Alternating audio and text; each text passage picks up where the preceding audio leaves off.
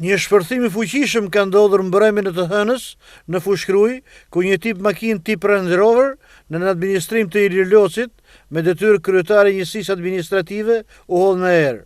Makina ndodhej e parkuar në parkingun e një restoranti, ku një sasi eksplozivi shpërtheu në pjesën e parë të saj. Makina ishte me targën KR 8778A.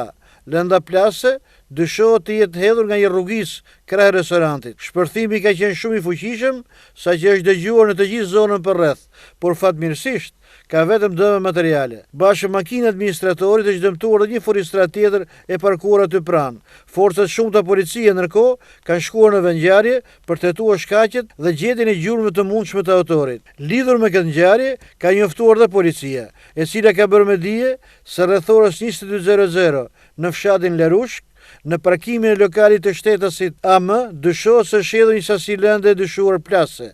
Si pasojë e shpërthimit, janë dëmtuar 2 automjete të parkuara në pronësi të shtetasëve EK dhe IL, po kryen veprimet hetimore për sqarimin e rrethanave të ngjarjes, si dhe për identifikimin dhe kapjen e autorit.